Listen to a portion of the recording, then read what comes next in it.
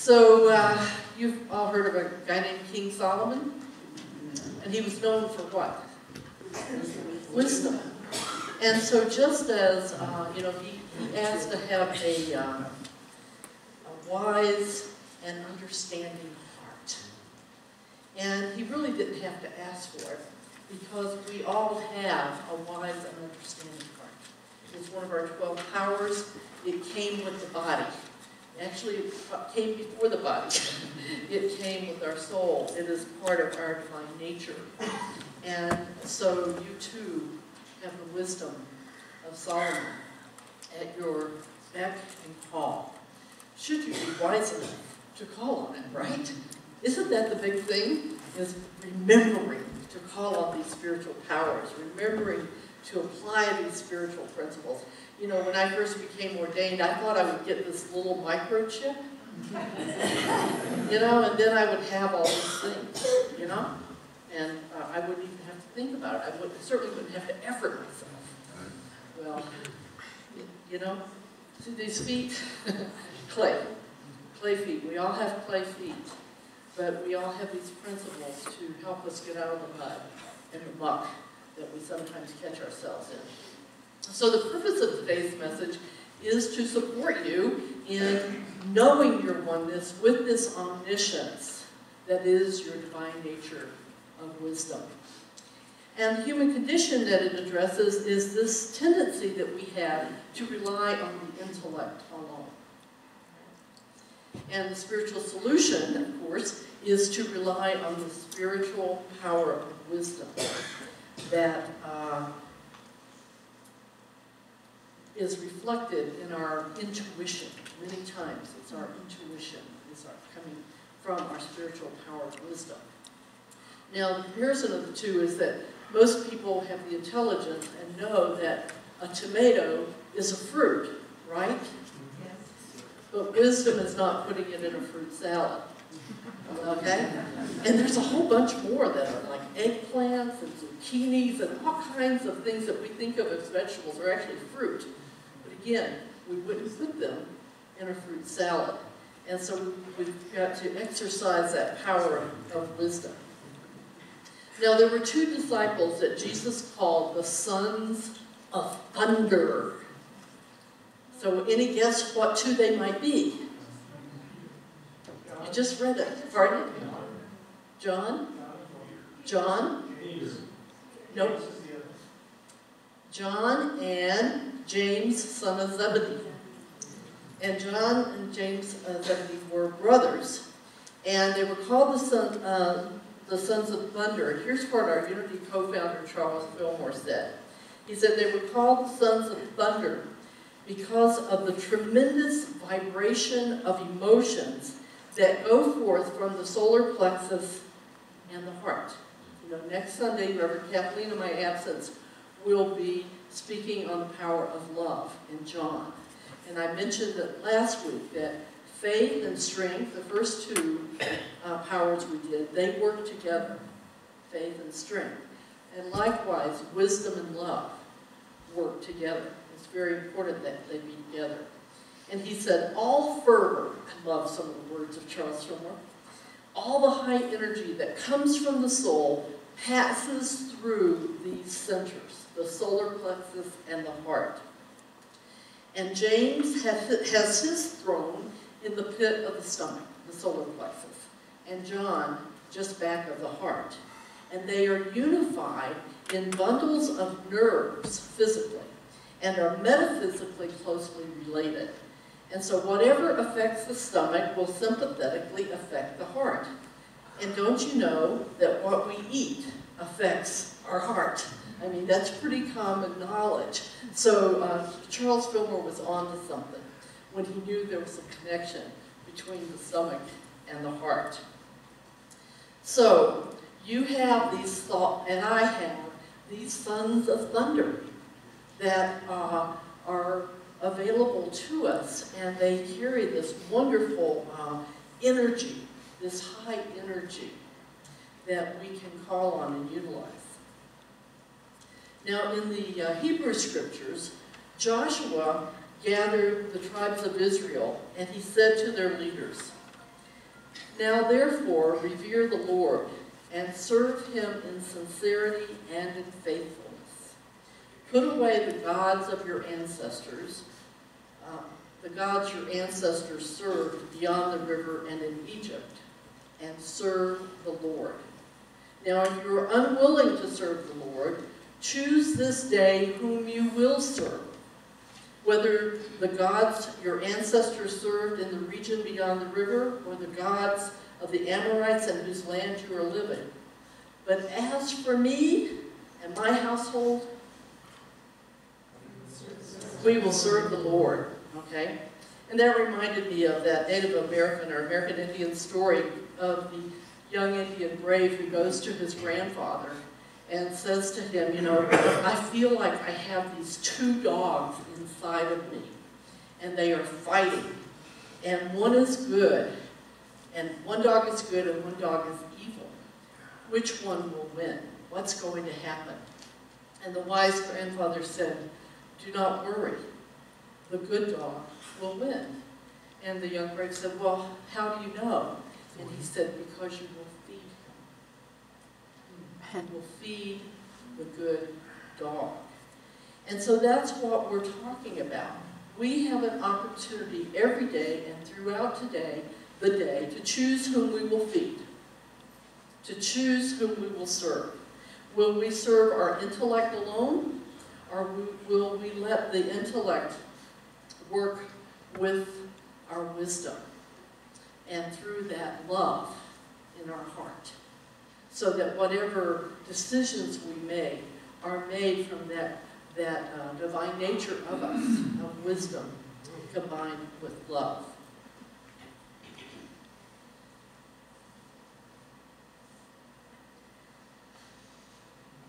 There's another story that I wanted to share that I think is so related to this. Did I copy it?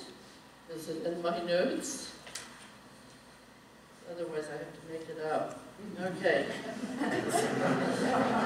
Sometimes I get documents mixed up. Anyway, it's the story of Jesus, and when they were stoning the woman, right? And they were stoning this woman because she was guilty of adultery. And they tried to trick Jesus and said to him, try to get his support for what they were doing. And the scriptures indicate that Jesus knelt down on the ground. Well, first of all, it's not true that his mother picked up a big stone and he said, I'll stop it. Because he said, let you who is without sin cast the first stone. Mary didn't try to cast the first stone. I want to set that record straight. But anyway, he knelt down on the ground and scribbled in the ground. Well, I figured that out. He was doodling, okay? And don't you doodle sometime when you've got a trick question, you got something, you're taking a test or whatever, and you're trying to get clarity on your answer. And so he doodled in the sand, and that's when he stood up and said, let the one among you without sin cast the first stone. And they, one by one, walked away. That's wisdom. That's wisdom. He didn't call on his intellectual answer to quote scripture or to any of that, but he called on that power of wisdom within him in giving that answer. And so she got off, and she, and then he was able to say to her to go and sin no more. And that's what our Christ in us is saying to us when we make a mistake or whatever.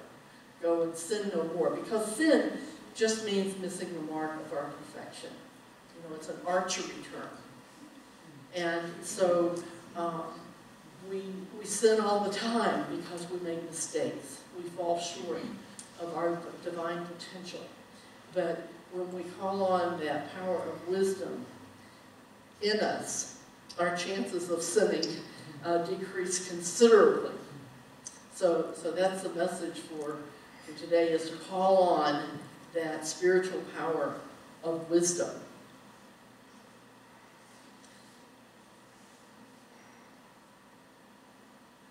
So in his answer, what did he show? What are some attributes that Jesus showed in that answer other than wisdom? What was reflected in that wisdom? Compassion, non-judgment, thoughtfulness. what? Thoughtfulness. Thoughtfulness, love. Yeah. So he demonstrated compassion for sinners. He gave those condemning the woman an opportunity to focus on themselves. That's what I liked. To focus on themselves instead of her. Because don't we do that so often? We're so busy focusing on what other people are doing wrong instead of looking at our own shadow. And what is it that maybe needs to be cleaned up in our own act. And he gave the woman the freedom to choose a better life, a better way of living. And all of that was reflected in that wisdom, that wise statement that he made. So, the big question is whether or not we're coming from our ego and our intellect alone, or if we're coming from our wisdom center that is connected to the heart.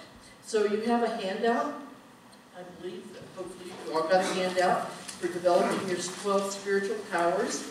And this one is wisdom, solar plexus, and it's represented by the disciple James Zebedee. And the color is yellow. So that's why I wore Paloma's meditation scarf. She has a habit of pulling it off of this chair in my meditation hut and totally wrapping herself in it. This is my material. Anyway, so as I've been mentioning with the first 4 messages, anyway, in Winifred Hausman's book, Your God-Given Potential, I love it. It's my favorite of all the 12 Powers books because she talks about the 12 powers in levels. And so I can look at this and, you know, I might look at it. In fact, I'll give you a moment to look at it real quickly. And just in general, you don't have to say it out loud, but what level? You know, unlearning is the first level. And just glance through those and just give yourself a rating of where you think you might be on these 7 levels.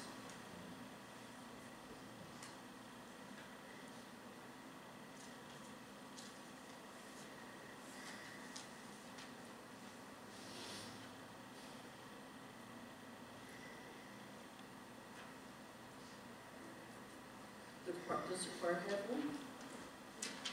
Oh, no, you're in here rehearsing, okay. So let's affirm them. So again, and just really be aware of where you think you are. So unlearning, together, I joyously release false concepts of the past. Wow. So are you able to do that? Are you able to release these false concepts, these false beliefs, these false thoughts, or new thoughts? Learning, together, I conscientiously learn the truth about God and me. So after we've created that vacuum by releasing these false concepts, then we want to consciously fill them with the truth about God, the truth about me, God in me, as me. Acknowledgement.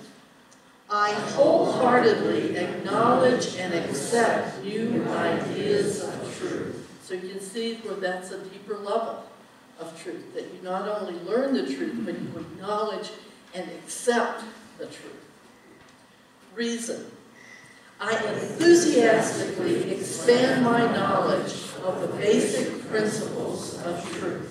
So now, you know, you're wholehearted, now you're enthusiastic. And we know when we get to the power of zeal, that zeal is like the fuel that, you know, without gas in the car, you don't go very far, no matter how powerful the car might be, right? So you want to have that enthusiasm for expanding your knowledge. And I would say that this means expanding it beyond the intellect, going into that knowing and that intuitive sense. Insight. I see past appearances to the truth. And you know, that's what Jesus always did. no matter what people came to him with, he was able to see beyond the appearance to the truth. And he was able to call that forth. And that's what hopefully our prayer chaplains do when they pray with you, is that they acknowledge the condition, but they see past it, and they remind you of the truth. Because sometimes when we're in a difficult moment, we forget. We forget that truth. Wisdom. Through the light of the Christ in me, I know the truth. So it's gone beyond an intellectual understanding to knowing. Knowing that I know that I know. And with every cell and atom of my body, my heart, my soul, my mind. And then the last one is knowing. I am one with the all-knowing mind of God. In other words, at this point, we no longer have wisdom. We are wisdom in expression. Okay, we're one with that omniscience that wisdom is. Okay, so you got yourself an idea of where you fall, right? Okay. Now, I want you to think of a challenge in your life. And I want you to go back and see where you are. Because it may not be as high a level as you thought when you were just generically asking yourself this question.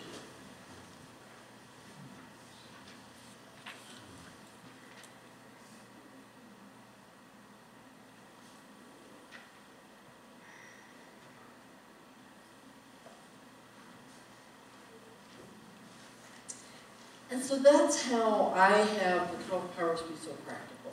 That we can literally look at these 7 levels in any given situation in our life and say, wow, what would I have to know as a truth and information in order to move to the next level, the next deeper level of wisdom? And you can do that with these handouts I've given you from the previous weeks as well. These 12 powers are very, very practical. And some of the practical questions that you can ask yourself are listed at the bottom. I'll read a few of them. Am I judging rightly by focusing on spiritual ideas related to the situation? You know? How many times are we focusing on the problem, right? And how bad it is. But we want to be able to focus on the spiritual ideas that are related to the situation. Am I discerning what is mine to unlearn and learn in this situation? Or am I being judgmental and clinging to negative belief systems and structures of knowing? They're pretty hard questions, you know? And am I overriding error thinking and beliefs by reading, listening, and speaking truth?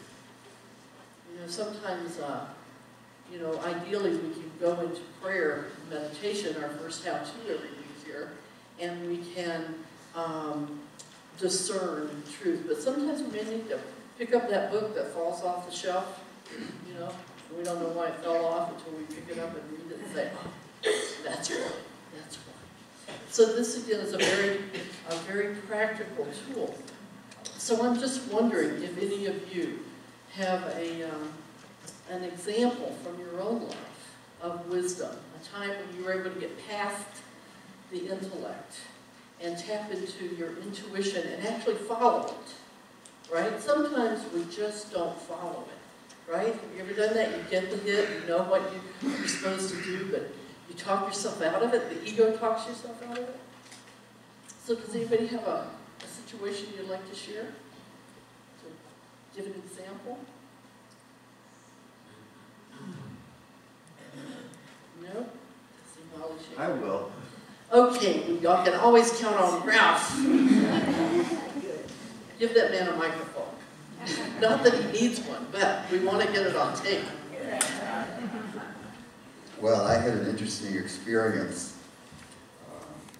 on Friday, and as Brunlin knows and the board knows, and Jacqueline, who's been in our mission-centered partnership meetings, is that we're focusing on awareness, which is our second core value, and to abide into awareness, which I think is maybe the first, you know, the top level. as compared to our separate self. And so in this meeting, which we have every year, and I'm not going to go into too many details, although I don't think you'd go with people war, and it wasn't here, by the way. There were two people in the meeting with me who can kind of like go very, very far off the range and just kind of, you know, be here and there and everywhere else. And I knew that, and I was going in with this kind of clenching in my stomach. And sure enough, they started roaming all over the place. And then they would call themselves back, and then they would roam again. You know, I mean, they were aware of what they were doing. But what I found I did was that rather than judging them, which I did last year when we had the meeting, I just simply let the experience flow through me of what was going on. And just, I guess, relaxed with it. And just said, well, this is what's happening. Rather than going to judgment, which would be my separate self being on the rim, I actually kind of sat in the center and I thought, well, this meeting's going to take as long as this meeting takes. And they're going to roam as much as they roam. And, you know, I would still participate but not get myself all clenched up and contracted as I did last year. And actually the year before that, and the year before that. And it sounds like you were preparing for it again this year. I was, you know, I was dreading, I go, oh my gosh, you know. And they're very sweet people, it's just that they're kind of all over the place with this and have all kinds of comments, and I have to keep saying, well, we'll have to check with our bylaws on that. You know, they had all these inspirations, so to speak.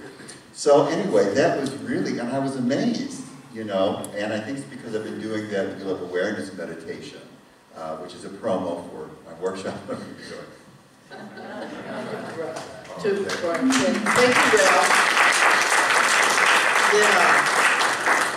Yeah, to really look at, I think one of the ways I've seen wisdom come forth from me is about a year ago, the board did this workshop of living from our awakened self, loving awakened, whatever it is. Anyway, and we had to identify a should every day. Every day we had to identify a should and work this process that Ralph had come up with. And so I think I've shared this one before, and Jude knows that I share it. And it was when Jude was still living with me, and she left me a note and said, I washed Snicker's butt using the kitchen gloves. And I went into a should. She should not have done it, okay? So that was my should for the day. And so I wrote down my should for the day, and then I asked myself the question, well, where is this irrational? And it's like, well, it's irrational because she did it. And so for me to say she shouldn't have is crazy. She did it. And so then the next part is, you know, how do I feel when I have the should belief? And it's like, well, I feel irritated and kind of aghast and all these other self-righteous feelings that I was feeling. And then I went into my heart and said, okay, how would I feel if I didn't have this thought? And I thought, you know, I would really appreciate that Jude washed Snicker's butt, because that usually was my job. Okay? And she told me she used gloves. She didn't put them back in the kitchen, and she said she'd buy a new pair.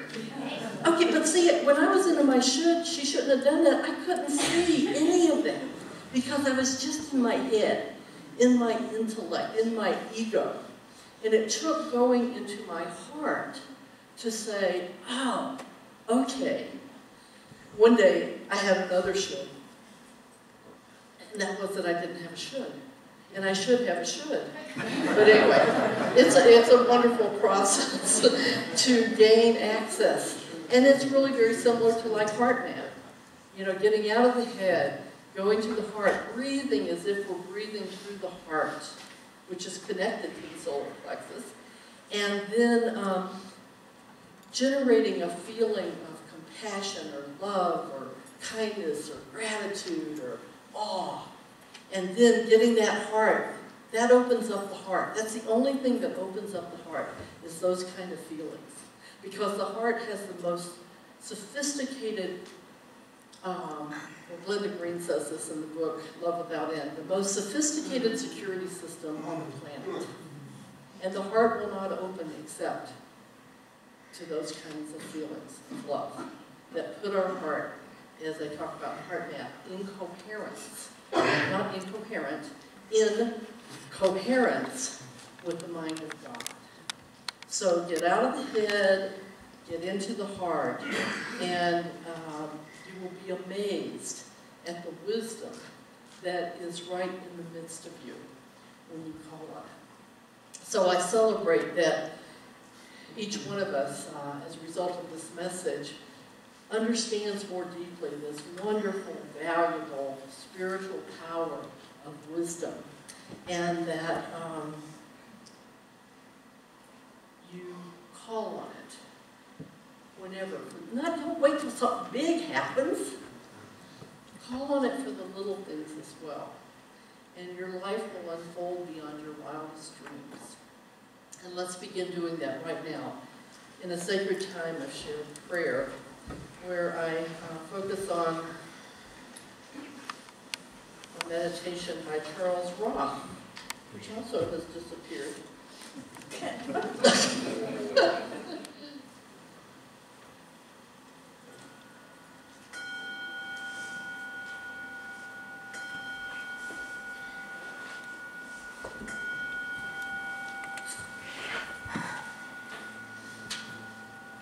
And so I invite us to just relax, letting the breath go, releasing it so that you're ready for an inhale. Letting the breath find its own rhythm and pace.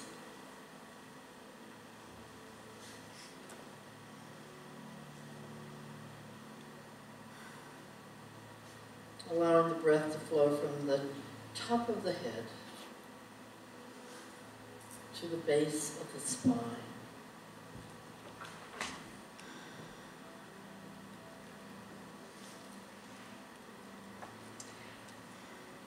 And as the breath is flowing without obstruction, just silently affirm, there is only one presence and one power in the universe and in my life. God, my divine nature. Omnipresence, omnipotence, omniscience.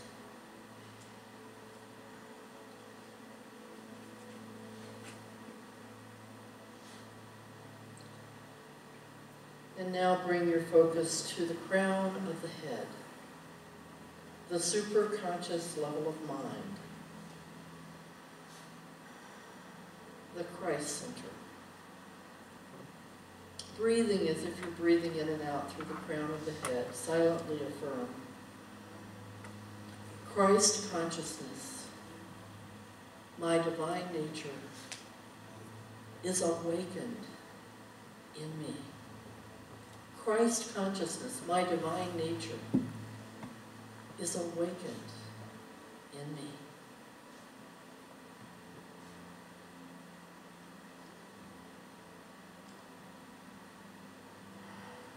And next, move your center of attention to your forehead, the seat of the conscious level of mind.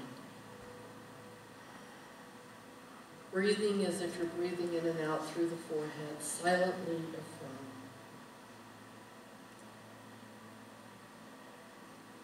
I am aware that Christ consciousness is awakened in me. I am aware that Christ consciousness is awakened in me.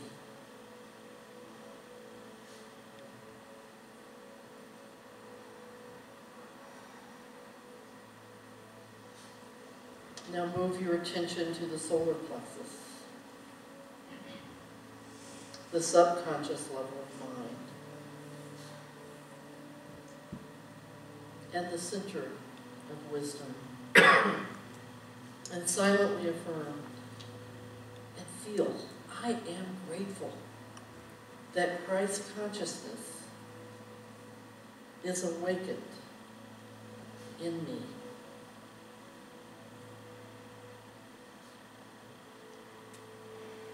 The Christ consciousness that I am awakens and calls forth my spiritual power of wisdom.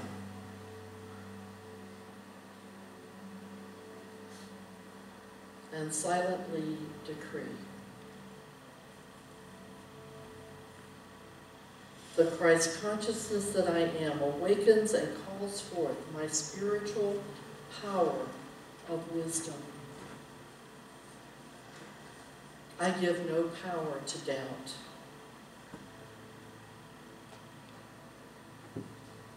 The Christ consciousness in me awakens the spiritual power of wisdom. I am one with the all-knowing mind of God, the all-knowingness that is the mind of God.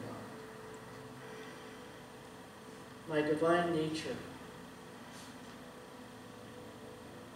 expresses as wisdom.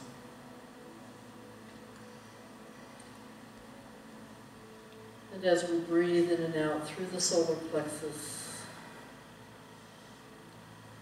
we allow the spiritual power of wisdom to awaken more fully in us, through us, as us, in the silence.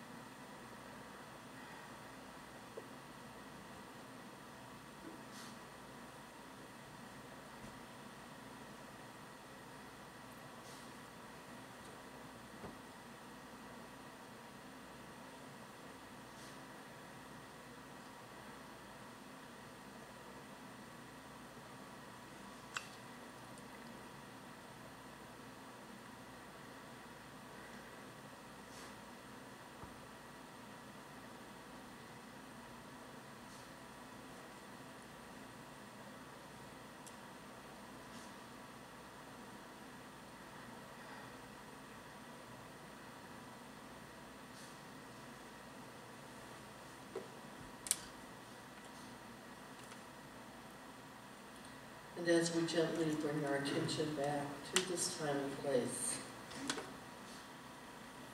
silently affirm, I am one with the omniscience